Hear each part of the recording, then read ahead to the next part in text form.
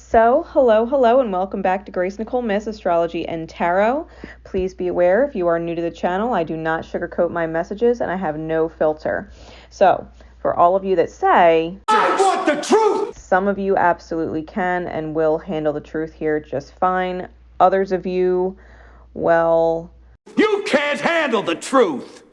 At least not yet, and that's okay. I trust when you're ready, you'll find yourself back here liking my videos as a subscriber in divine time. For those of you who are self-aware enough to stay and listen, drop a like and hit the subscribe button if you haven't already. With that said, always take readings how they resonate with you. If you are confused about the message of a reading, I always recommend coming back in about 2 weeks' time and seeing it with different eyes. Most of the time, if you're confused about a reading, you're trying to connect it with a scenario that it's not actually pertaining to. So no matter how tempting it is to listen to this and try and connect the dots to someone else in your experience, understand they're in your experience because of something you are learning through witnessing them to begin with as a divine mirror.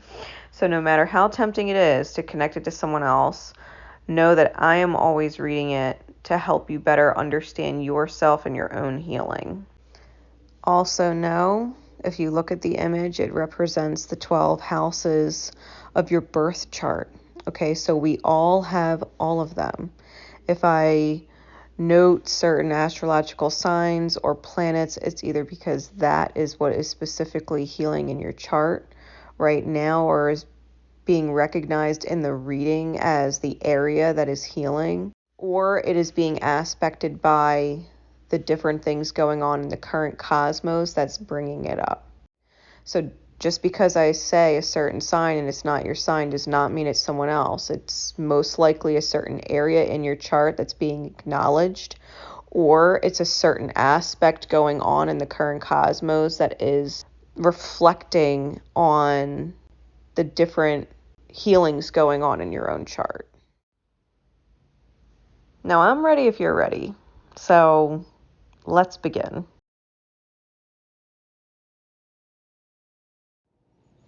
Okay, so these are the full moon in Leo, highest good secret code name readings. These readings are purchased by individuals through my Etsy shop and are their personal readings. However, if you are drawn to a secret code name, the chances are there is a message in it for you. This is secret code name Fluffy Clouds. If you'd ever like your own secret code name, the link to my Etsy is in the description below. All right, so Fluffy Clouds. And when I got the image for the secret code name, it literally looked like those huge, like, billowing clouds, those crazy fluffy clouds that seem to be taller than they are long. It just seems like they were lit by sun. So huge fluffy clouds is what I saw. For this reading, I'm using the White Light Oracle cards as a guidance through this full moon in Leo, for your highest good. I clarified it further with one of the major arcana from the Patch Tarot and then used the remainder of the tarot to get some insights into what it looks like for you. Okay. And to start, I am going to read you the guidance. I'm going to read you the guidance first so that you understand why the following cards are what they are. Okay, and what Spirit wants you to take from it and keep in mind. So Beta of Spirit Wolf is the card. Mind you, you also had a bunch of 3s, 5s, and 8s in your reading. We got a lot of 3s, a lot of 5s, and a lot of 8s. So, Beta of Spirit Wolf. It says, give yourself enough rest. Only then will you be able to ground yourself enough to cultivate focus and motivation to fulfill your path. You will find a way through any tricky situation as you tune into your instincts and trust your own timing. From times of change and uncertainty comes confidence, love, and resilience. Embrace transition. Commit to your tasks and stay focused, but be flexible in your approach. You have the skill to intuitively handle any issue. Spirit Wolf skillfully guides us through transition and uncertainty. He enhances instinct, intuition, and presence so we can sense and avoid possible sabotage or traps and intelligently and safely find our way around them. Spirit Wolf tunes us into our instincts without creating paranoia or a hyper arousal of mental energy, right? This is the medicine of awareness and engagement that comes from tuning in without fear, rather than from defensiveness, suspicion, and building walls against life. Where direct confrontation could stall a resolution or make matters worse, Spirit Wolf teaches us to soften our energy, appear less threatening, and therefore minimize the chance of the other party reacting aggressively out of fear. This enhances possibility of resolution. Spirit Wolf calls for lunar wisdom, for honoring the non-rational knowing of intuition, and for trusting our spiritual instincts and inner sense of timing. He is the unconventional yet reliable pathfinder. He shows us how to be flexible while remaining connected to our higher purpose. Okay. Beta Spirit Wolf also brings the message that your resourcefulness and capacity to meet your needs is greater than you realize. We have it within us to engage all situations with courage and willingness, and we will always find a way through. Okay, the Spirit Wolf thrives in cheerful, playful, social bonding with tribe, right? Soul tribe. To stay connected to that very essential ingredient in life. Now, it comes out with the Chariot, which is motion versus tension, right? The duality of motion versus tension. If you've gotten complacent and complacency has put you up against a wall where things need to change, then it's just that time, right? It's just that time. You may have had an abundance of being lax for too long, okay? And if you were to continue to stay lax and sit pretty where you're at and indulge in what you've got, you might end up finding that your source of abundance is running out, right? Or your abundance of time and relaxation is actually running out. It's not necessarily the time to panic or go into fear mode, but understand that you are resourceful, right? That you are resourceful and that you can come up with solutions. You can have conversations with people who understand or can read your true intention. Because if you ask for help and ask for favors, it's different when it's a one-time self-motivated band-aid versus a long-term solution. Be aware that people will be more likely to help you if you are unafraid and, trusting that Spirit's going to put you in the right spot, whatever is meant for you, versus anything at all because, you're in kind of this emergency state. I don't think it's actually going to get to the emergency state. I'm just using this as an example where we get to where we're panicked because we're running out of options and the time is very limited, and we're feeling the pressure of a deadline with time for certain things. Know that if you completely run out 5 of Cups with the 8 of Discs, it's because you lacked due diligence. You did not take the steps, right? Your outcome is truly based off your own efforts. It is truly based off your own efforts, and that those efforts need to be in the right direction. Make sure that you are not indulging in the space between with other people, that people are working together with you to make things possible, and that you're not getting lost in the weird in between where nothing's really getting done. And it's like you're kind of just sitting in your own crap together. That's not really the place you want to be in.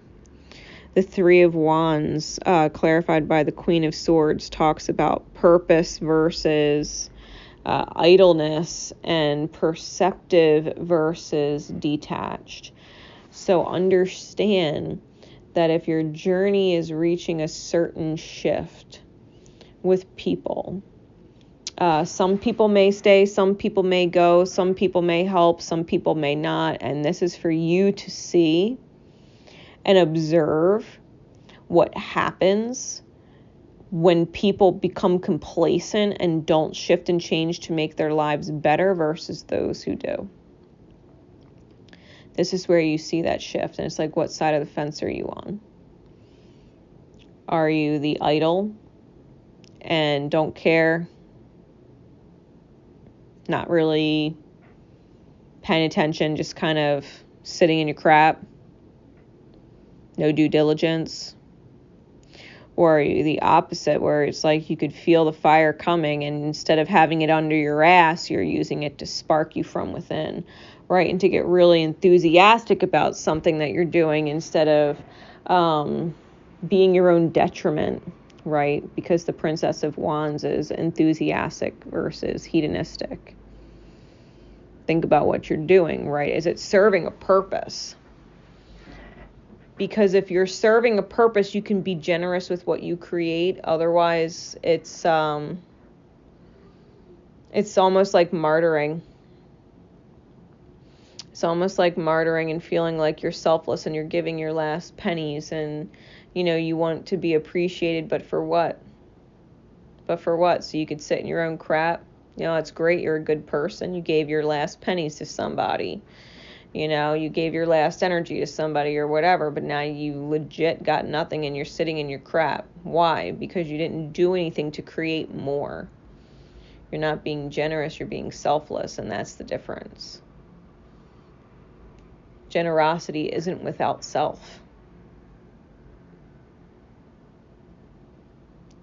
So that's some perspective for you, right?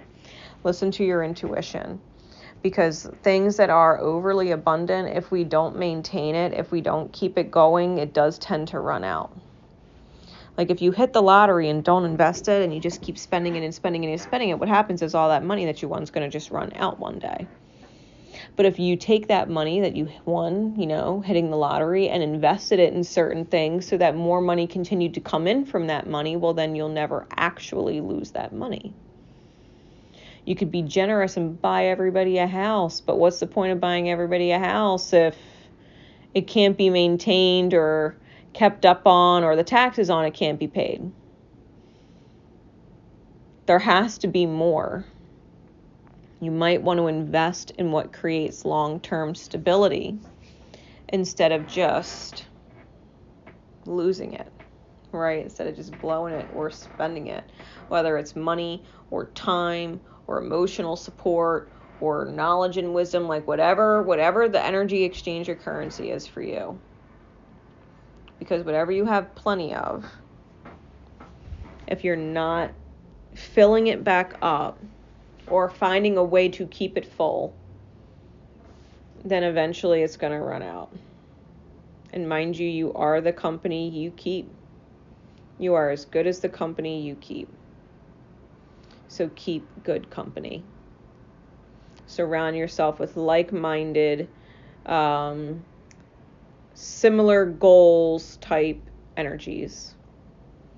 Because if your goal is to Netflix and chill and you're around a bunch of Netflix and chill people, I don't know how far that's going to actually get you. You know what I mean? So, yeah. What kind of person do you want to define yourself as? What's the legacy, right? What's the legacy? So, with this full moon in Leo, highest good, focus on the long term. It's not just about what's right in front of you. It's about the long term. And I have faith that this message will help give you permission to grow beyond people who would otherwise keep you stunted, right? So, thank you very much, secret codename Fluffy Clouds, for being a part of this event. Know that all reviews left in my shop are always greatly appreciated. Definitely hit me up in PM. Let me know how it resonated with you. My love and support are with you always. Remember to love each other, but most importantly, love yourself. Take care.